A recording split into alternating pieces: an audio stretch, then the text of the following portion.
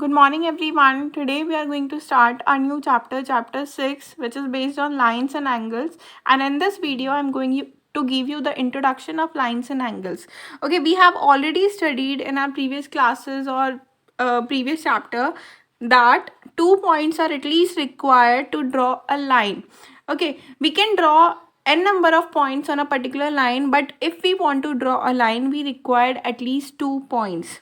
So in this chapter we will study about the properties of angles formed when two lines intersect each other, and also the property of the angle formed when a line intersects two or more parallel lines at distinct points. So the first question comes in our mind that why we have to study lines and angles, why there is a need of a lines and angles. So to answer this, suppose you have to make a model for school exhibition. We can use bamboo stick to make a model. Okay, so for this, sometimes we put lines parallel to each other and sometimes we have to put lines perpendicular to each other. So after putting parallel and perpendicular of the lines, it make some angle. And similar way, the architectures are using the concept of parallel line and intersecting line. So that's why we have to study about the lines and angles. Okay, in science you can say also, when we study about the property of line, suppose we take the refraction property.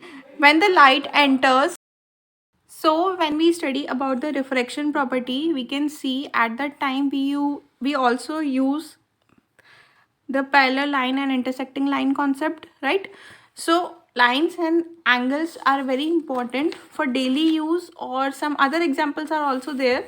Okay, so now in our today's class we are going to first study about the basic terms and definitions related to lines and angles. So this thing I already told you, that a line segment is formed by a part of a line with two endpoints. Here we have two endpoints, that is P and Q. So this is our line segment. Okay, we can represent it as PQ bar, or and the length of PQ we can represent it as PQ only.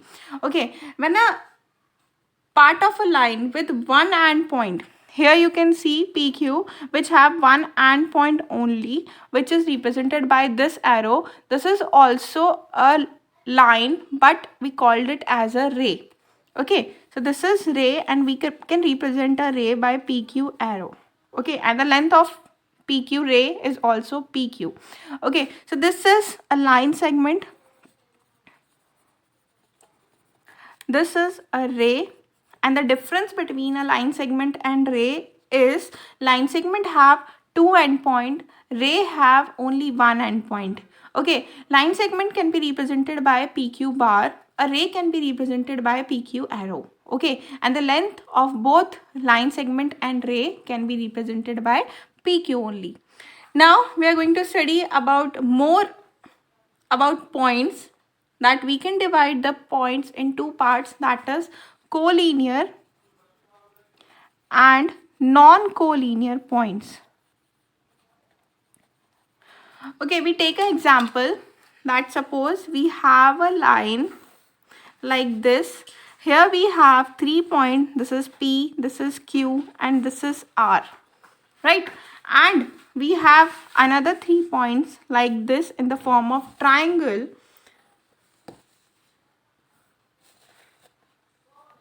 This is A, this is B and this is C. So we can say 3 or more points lie on the same line are called collinear points. When 3 or more points lie on a same line, this is called collinear points. And when they all are not in a same line, we can call it as non-collinear points. So A, B, C are the non-collinear points and P, Q, R are the collinear points. Okay, now we study about the angles. Angles, you already know about it, that an angle is formed when two rays originated from the same endpoint. Keep one thing in mind, here we do not talk about the line segment. When we talk about angle, we take ray. Okay, so an angle is formed when two rays originated from the same endpoint. We can make an angle by, this is one ray and this is the another ray. Okay, these both two rays are originated from the same line which makes an angle. Okay, angle कैसे बनता है? जब two rays एक ही same point से originate होती हैं, then we can say an angle is formed. Okay, and these two rays are called the arm of the angle, and the end point of these two rays are called the vertices. Okay, so we study about the two terms related to angle. First is vertices and the second is the arms. Okay, arms are defined as the line segment or the ray originated from a point, and the vertex or vertices are defined as the end point of the ray. This is P, this is Q, and this is O. So we can say OP and OQ are the arms of angle POQ, and P and Q are the vertices of angle POQ. Now it is clear? Okay, and you have already studied about the different types of angles in your previous classes, such as acute angle, right angle, obtuse angle, straight angle, reflex angle. Acute angle means the angle measured between 0 to 90 degree I represent as acute angle. The right angle is exactly equal to 90 degree, and the obtuse angle, an angle greater than 90 but less than 180, and straight angle is equal to 180. Okay, and an angle which is greater than 180 but less than 360 is called the reflex angle. So here I am having something for you. We will divide the angle by using all these ray diagrams. So here I am having, we start with the angle identification. Okay, so this is our first angle. This is P, this is O, this is Q. Now I want to ask from you that this angle is more than 90 degree or less than 90 degree. So by looking at it, you can easily say that ma'am, this is less than 90 degree. So if an angle measures between 0 to 90 degree, then this is called acute angle. We can write it as acute angle. Okay, now we move to our another angle. This is AOB. So when you look at it, you can say that this is exactly 90 degree angle. And when an angle is exactly equal to 90 degree, this means this is right angle. Okay. Now next we move to this angle. By looking at it, you can easily say, first we mark it. This is P, this is O, this is R. Okay, so by looking at it, you can easily say that this angle is more than 90 degree. So if an angle is between 90 to 180, we can say it is obtuse angle.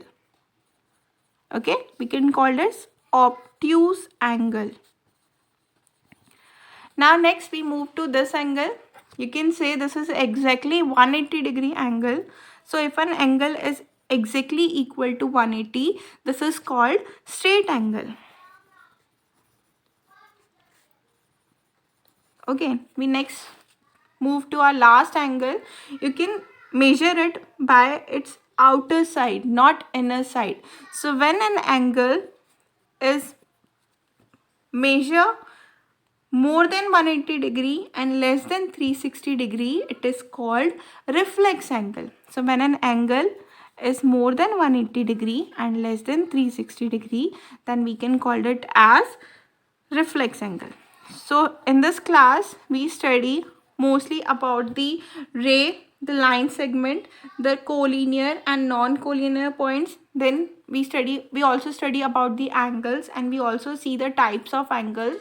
First one was acute, second was right, third was obtuse angle, fourth was straight angle, and the fifth was reflex angle. Okay, that's it. Thank you everyone.